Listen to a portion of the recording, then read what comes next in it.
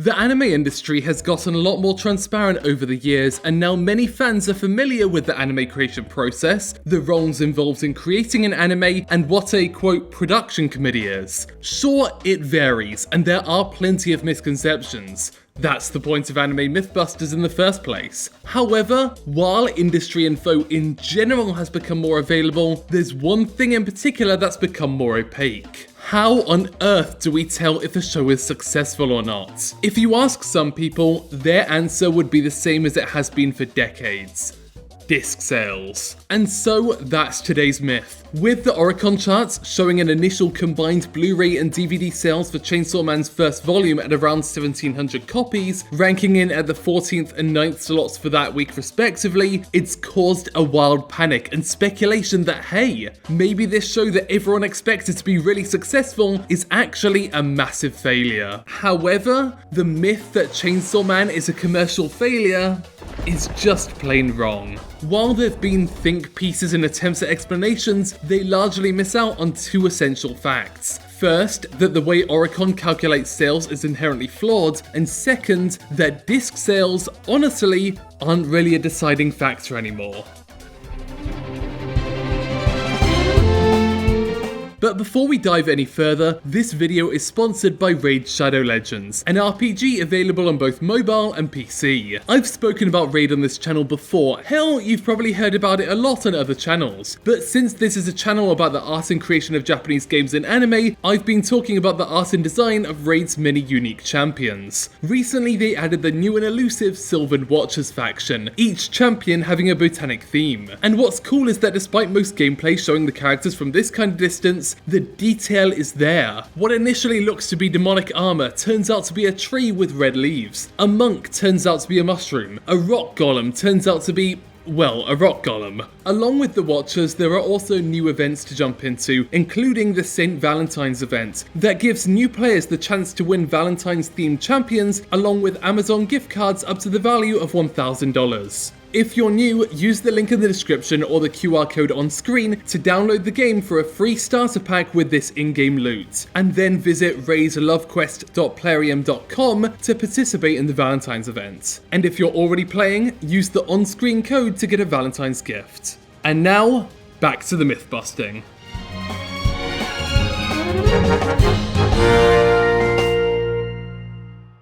First, Chainsaw Man didn't sell 1,700 copies for its first volume in that first week. Fans use Oricon data because it's basically the only look we have into the commercial reception of a show. But Oricon only collects data from select storefronts, and one of the ones it doesn't is Mappa's own online store. With the studio as the only member of the production committee, they have the privilege of selling Chainsaw Man branded items through their own store and collecting all the profits. So that's what they've tried to encourage, positioning themselves as the one true place to get CSM discs, and even packaging in a free acrylic case and a set of parody movie posters to anyone who buys from them specifically. If you're going to buy Volume 1, you get the best deal and give the most back to the production by buying it directly from Mappa. And it worked.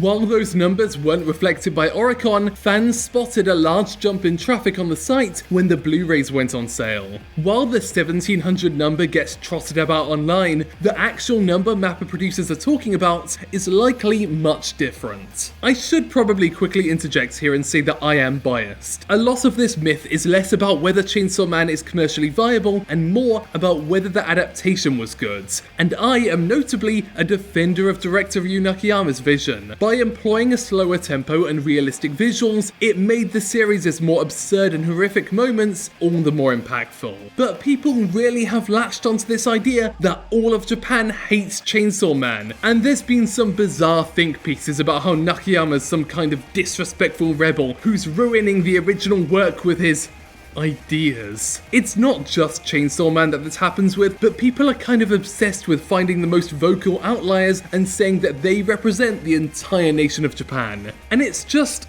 not how things work. It'd be like saying The Last of Us Part 2 is hated in the United States just because the most vocal internet users review bombed it on Metacritic. It's still a commercial and critical success. But all of this said, even if the discs did massively undersell, that's also not an indication of a commercial failure. While Japan's physical market is not quite as dead as a dodo, it is a bit like this frog. It will go extinct, but it's just taking its time to get there, with even the video rental chain Tsutaya dialing back on its main business and digital sales overtaking physical in the last few years. At this point, Blu-rays are far more specialist, with streaming or digital purchases being the preferred methods of viewing. There's a reason we get far more ONAs than OVAs these days. I often see people bemused, saying, "I can't believe the anime industry relies on people today buying these incredibly expensive sets." But honestly, it mostly just doesn't. The massive licensing fees paid by streaming services make up the majority of all anime revenue received today. It's cut out a lot of production hesitancy as well, for better or worse. Even putting aside royalties, shows are able to ensure they'll make a profit before even a single episode is aired. These licensing fees are inflated by bidding wars, and with Chainsaw Man's reveal having over 100,000 concurrent viewers and the trailer reaching into the millions of views, everyone at the table was well aware of the show's value. And that is how things are measured more often now. Data, not disc sales. While Wit Studio spent the mid-2010s waiting for the numbers to come in before greenlighting sequel seasons, only to realise they were too busy and had to hand them over to other studios, anime's monetization models have now settled on, if the show is watched and talked about by a lot of people, it's likely to make a lot of money as well. Basically, Chainsaw Man, and Mappa by extension, made a fuck ton of money. And if you've watched my Mappa Spotlight, you can probably tell how mixed my feelings are about that.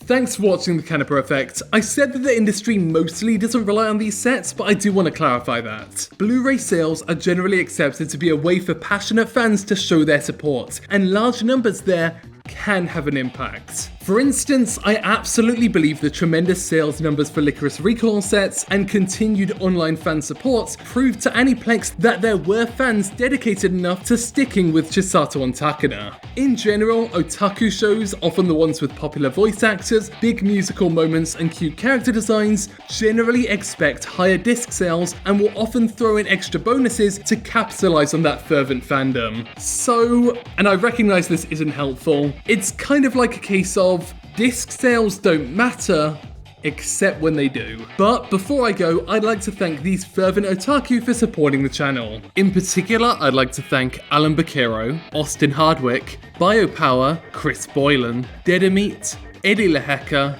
Frizzy Canadian, Frogkun, Jacob Bosley, JR Pictures, Mike Tamborelli, my own mother, Rylan Taylor, Studyoy, Tomer Aman, and Tiago Nascimento. For more videos like this, please visit patreon.com/thecanepa effect.